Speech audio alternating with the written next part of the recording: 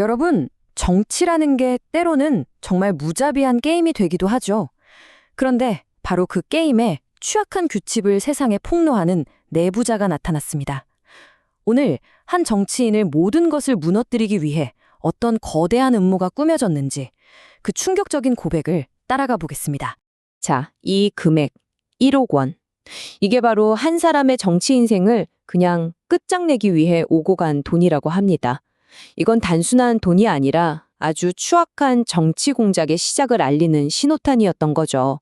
이게 무슨 말이냐면요. 내부 고발자의 주장에 따르면 2018년 서삼석 의원이 자기 사람, 그러니까 지금의 김산 군수를 당선시키려고 가장 유력했던 경쟁 후보를 제거하기로 마음먹었다는 겁니다.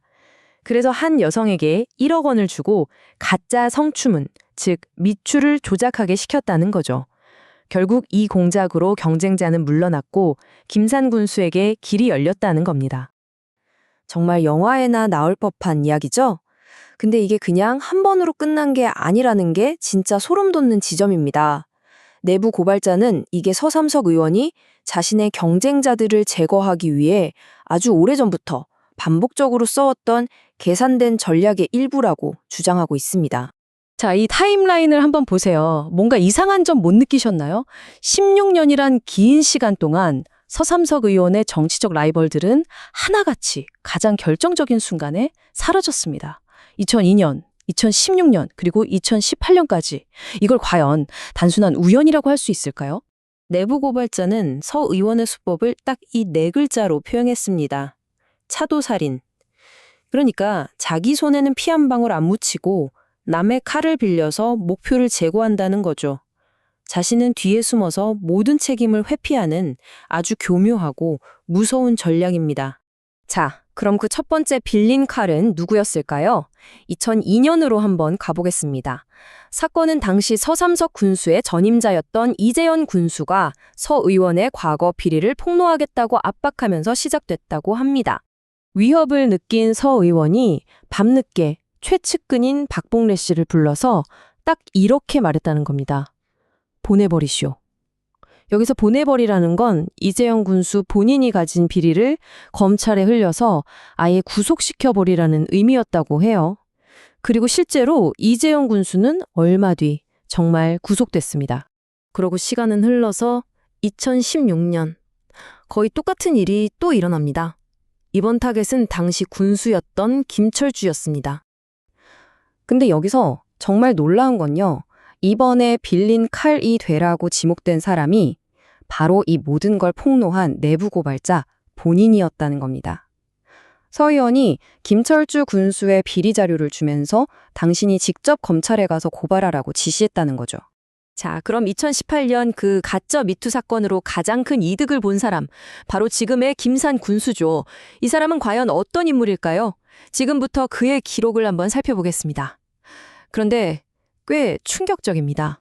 김산 군수에게 제기된 의혹 중에 가장 끔찍한 건 아마 이 사건일 겁니다.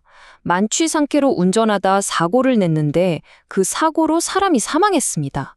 그런데 피해자가 다름 아닌 자기 친구의 어머니였어요. 이게 어떻게 가능했냐, 그 은폐 과정이라고 주장되는 걸 보면 정말 기가 막힙니다. 일단 만취 상태로 사고를 내고 피해자를 돕기는커녕 그대로 도망쳤다는 거죠. 그리고는 경찰 인맥의 도움으로 사흘 동안 모텔에 숨어 있었다는 겁니다. 왜 그랬을까요? 뻔하죠.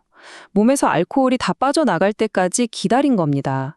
결국 이 때문에 김 군수는 사망사고를 내고도 음주운전 혐의를 피할 수 있었다는 의혹이 있는 거죠. 이뿐만이 아닙니다. 그의 행적을 보면 정말 고개를 갸우뚱하게 만드는 일들이 한두 가지가 아니에요. 공무원들을 불러서 폭탄주 60잔을 마시는 파티를 하고 대홍수가 나서 온 지역이 난리인데 술을 마시고 있었다니. 심지어 보호 중인 야생 청둥오리를 술안주로 먹었다는 의혹까지. 이게 과연 공직자의 모습이 맞는지 심각한 의문이 들 수밖에 없습니다. 자, 여기서 드는 의문이 있습니다. 이렇게까지 충격적인 폭로가 나왔는데 왜 이렇게 조용할까요? 어떻게 이런 의혹을 가진 인물들이 계속해서 정치를 할 수 있는 걸까요? 마치 거대한 침묵의 카르텔이라도 있는 것처럼요. 그 이유를 알려면 이 모든 걸 폭로한 내부 고발자가 원래 어떤 사람이었는지 알아야 합니다. 그는 그냥 평범한 측근이 아니었어요. 서삼석 의원의 그야말로 오른팔이었죠. 자기 돈 2억 6천만 원을 선거에 쏟아부을 정도로 충성스러웠던 사람입니다.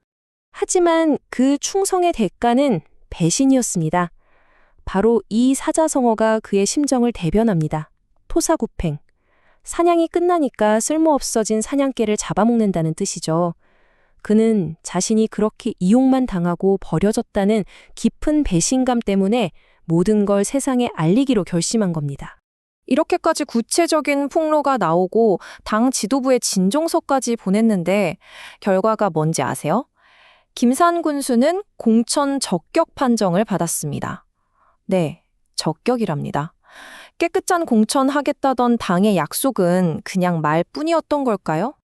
자, 이제 거의 다 왔습니다. 이 모든 의혹들, 이 엄청난 이야기들이 결국 우리에게 무엇을 말해주고 있는지 마지막으로 정리해 보겠습니다. 이 표를 보시면 한눈에 들어오죠.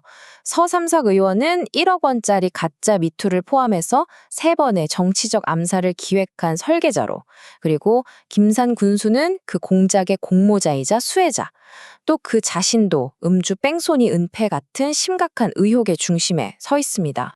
저희가 이 의혹의 당사자인 두 사람에게 직접 문자로 입장을 물었습니다. 문자를 읽었다는 표시는 확인됐지만 답은 없었습니다. 어떠한 해명도 부인도 없었습니다. 이건 내부 고발자가 한때 자신이 모든 걸 바쳐 섬겼던 사람들에게 남긴 마지막 메시지입니다. 당신들의 경력은 다른 이들의 희생 위에 세워졌다. 죽기 전에 손바닥으로 하늘을 가릴 수 없다는 것을 알아야 한다. 정말 뼈아픈 경고죠. 결국 이 모든 이야기는 우리에게 하나의 질문을 던집니다. 그동안 침묵을 강요당했던 그 빌려 쓴 칼들이 이제 입을 열기 시작했습니다. 과연 무슨 일이 벌어질까요? 그리고 이 진실을 마주한 우리는 어떤 선택을 해야 할까요? 그 판단은 이제 여러분의 몫입니다.